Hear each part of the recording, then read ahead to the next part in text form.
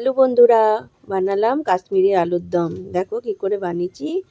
প্রথমে আলুগুলো সিদ্ধ করে নিলাম, পেঁয়াজ কুচি নিয়েছি, এদিকে আমি কাজু আর কিশমিশ আর টমেটো গ্রাইন্ড করে নিয়েছিলাম, আর এদিকে দেখো গোটা গরম মশলা লাগবে।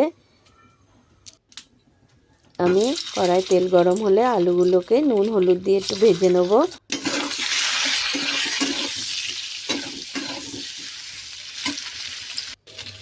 আমার ভাজা হয়ে গেছে দেখো আলুগুলো।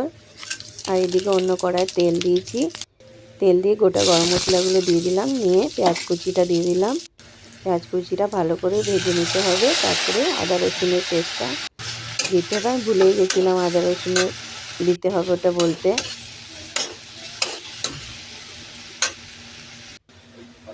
এটাকে ভালো করে আদা রসুনের গন্ধটা যাওয়া অবধি নাড়তে হবে। তারপরে আমি কিছু মশলা ভিজিয়ে রেখেছিলাম আর ধনেপাতা কুচিয়ে নিয়েছিলাম, ওই মশলাটা দিয়ে দিলাম আমি। জিরে গুঁড়ো, ধনে গুঁড়ো, কাশ্মীরি লঙ্কা, হলুদ সব জলে আমি গুলিয়ে রেখেছিলাম কিছুক্ষণ। দিয়ে এটাকে ভালো করে কষাতে হবে। কষানো হয়ে গেলে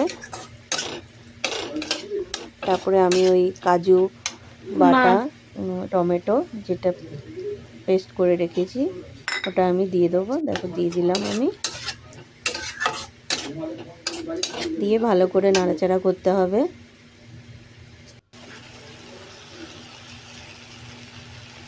নিয়ে একটু আমি সর তুলে রেখেছিলাম, অল্প যতটুকু বেরিয়েছিল ততটুকুই সর তুলে দিয়েছিলাম, নিয়ে ওটা দিলাম।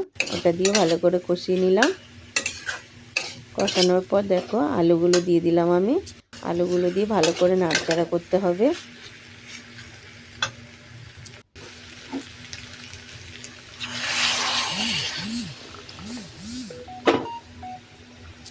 নিয়ে আমি গরম জল দিয়ে দিলাম।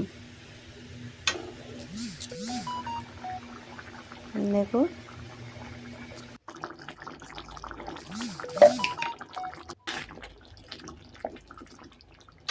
তারপরে আমি কস্তুরি মেথি দিলাম, নিয়ে একটুখানি নাড়াচাড়া করলাম। নিয়ে তারপরে আমি গরম মশলা দিলাম।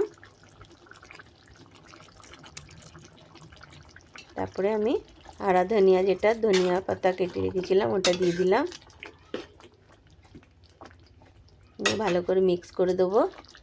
আমার হয়ে গেল কাশ্মীরি আলুর দম রেডি। সবাই জানিও কমেন্টে কেমন হয়েছে।